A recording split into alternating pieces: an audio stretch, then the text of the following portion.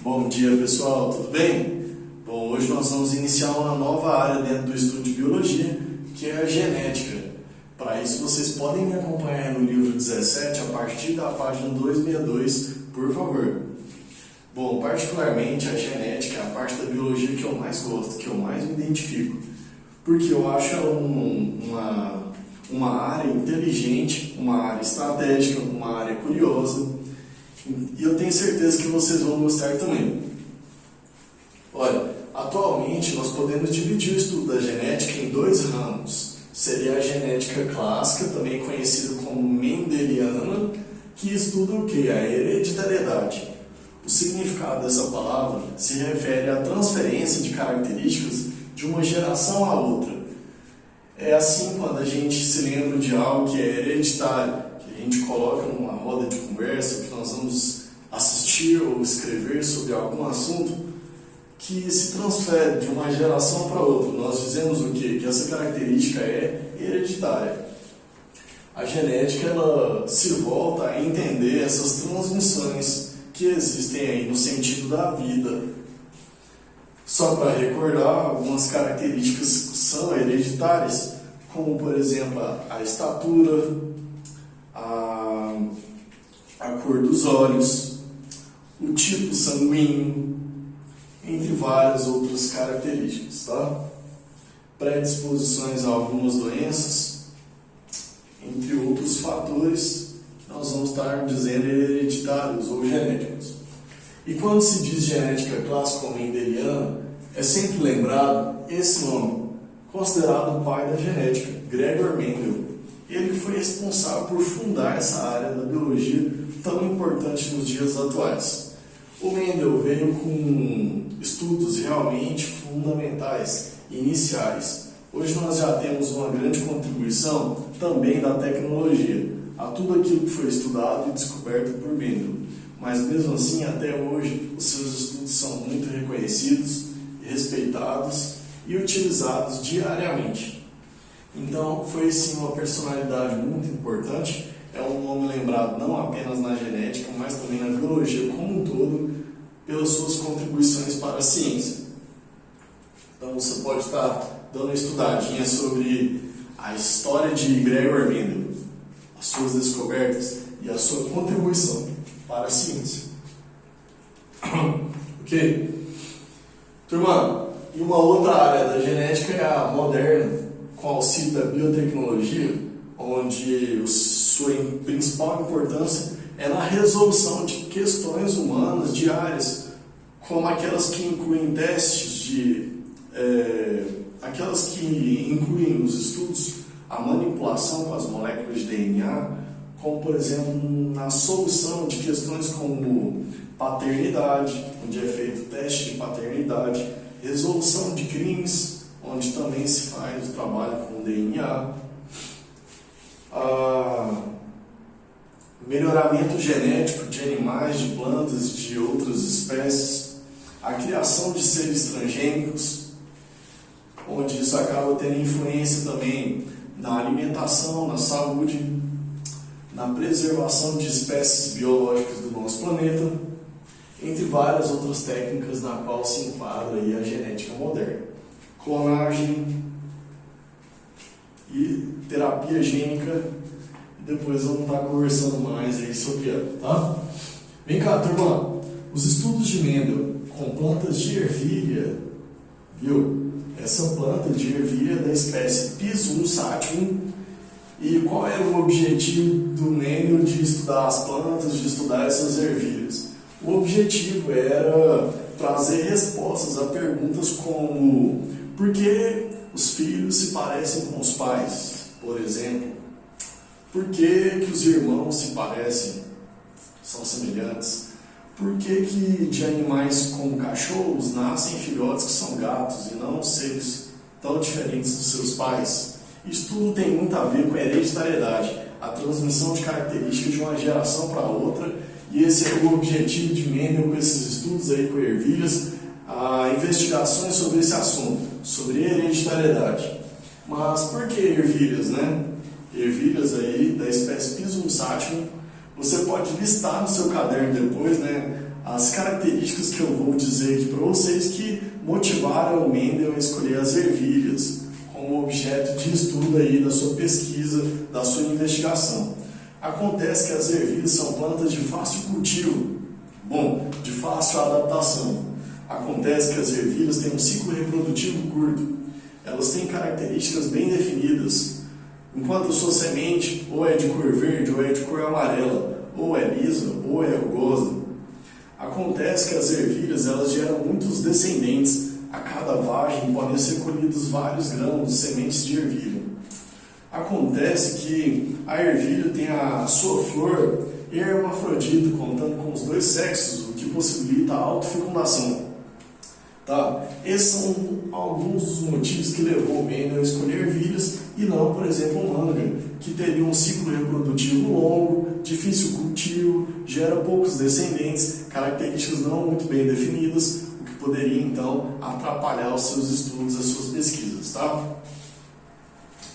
Bom, o Mendel ele tinha um amplo conhecimento sobre as plantas, sobre as técnicas de manipulação delas, inclusive para a reprodução. Então ele usou dessas técnicas para fazer cruzamento entre essas plantas, obter resultados e analisar esses resultados, as proporções envolvidas, para ele conseguir trazer respostas aí para a sua investigação sobre a hereditariedade, certo?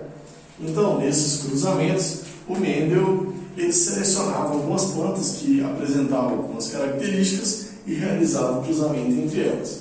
Por exemplo, o Mendel cruzava as plantas de ervilhas até que se obtivesse uma planta que só produzisse ervilhas de cor amarela. Ao mesmo tempo, ele cruzava outra planta até que esse cruzamento produzisse plantas apenas com ervilhas verdes. Essas plantas que produziam apenas ervilhas amarelas e as plantas que produziam apenas ervilhas verdes, ele chamou essas plantas de puras. Tudo bem? Então, depois que ele chegou nessas puras, o que ele fez? Ele cruzou uma planta pura com a outra pura. A pura para ervilhas amarelas com a pura para ervilhas verdes. Certo? Então vamos anotar aqui o que ele fez. Um primeiro cruzamento entre plantas puras.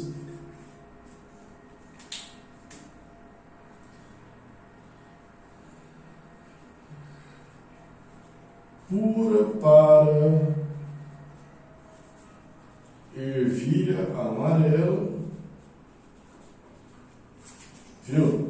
Ele cruzou com a planta pura para ervilha o quê? Verde. Certo? Então ele fez esse cruzamento aí e obteve uma planta, tá? Será que essa planta tinha uma ervilha com cor apenas amarela, apenas verde, ao mesmo tempo amarela e verde, ou de uma outra cor? Viu, turma? Então, para surpresa de Mendel, ele chamou essa geração aqui de F1. Olha só o que ele teve. Ele teve 100% de ervilhas amarelas. Tá? 100% de ervilhas amarelas, então ele ficou muito surpreso, né? Ué, cadê as ervilhas verdes que estavam presentes aqui no cruzamento também? Elas não apareceram.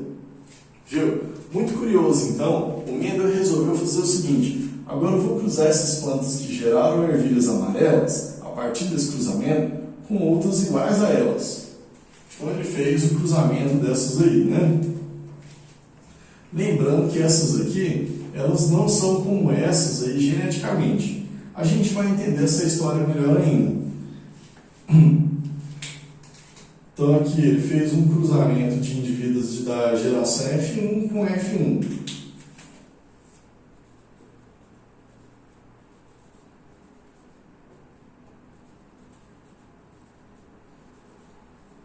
Daí ele obteve uma terceira geração agora, que ele chamou de F2, filial 2. Primeira geração puras, parentais, F1 e agora F2. Amarelas com amarelas. E para surpresa dele, teve ervilhas amarelas e verdes. Viu, turma? Mas na seguinte proporção: a cada 3 amarelas que surgia uma verde. Então, a cada 4 ervilhas, 3 eram amarelas e uma era verde. Então, assim, o Mendel ficou muito curioso com esses resultados, tá bom? Isso levou ele a vários outros estudos. Mas o que ele pôde concluir nesse primeiro momento? Ele pôde concluir o seguinte: ele chamou a característica amarela de dominante e a verde de recessiva. Por quê? Porque quando fez o cruzamento de amarela com verde, apareceu 100% de ervilhas amarelas. Por isso que ele chamou a amarela de dominante. Tá bom? O fator da verde, ele até existia aqui, porque ela estava presente no cruzamento, mas não se manifestou nessa primeira geração. Por isso o verde foi chamado de recessiva. Porque recessivo tem um significado de que se esconde, que não aparece. Então vamos anotar essa conclusão aqui, ó. Amarelo ficou com uma característica dominante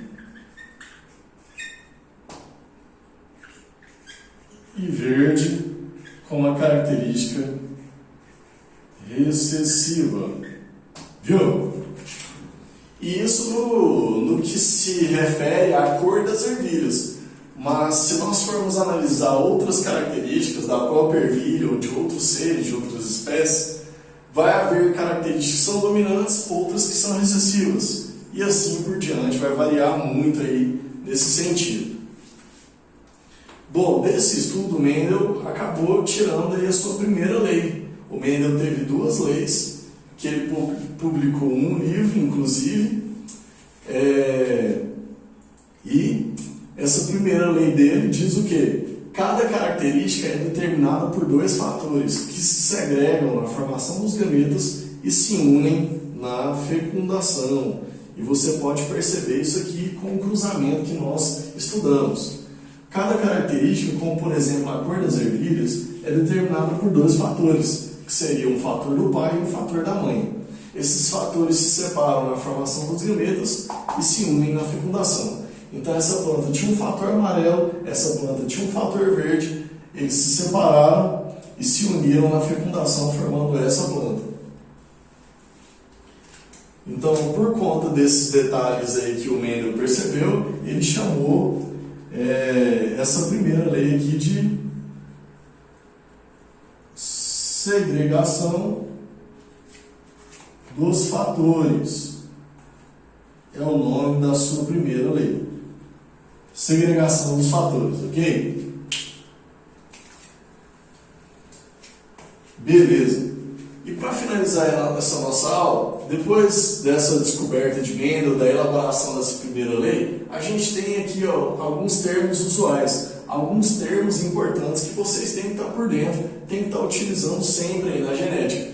Então, com o auxílio do seu livro, vocês vão estudar cada um desses termos aqui, procurar saber o significado deles, porque nós vamos utilizar muito a cada aula de genética, tá? Então, peço por favor para que vocês relacionem esses termos no seu caderno, com o auxílio do seu livro, vocês vão chegar no significado de cada um, que será muito importante para a gente, beleza, turma? Então tá bom, muito obrigado pela presença, a atenção, as atividades estão postadas aí e nos vemos em breve para reforçar esse conteúdo. Valeu, um abraço!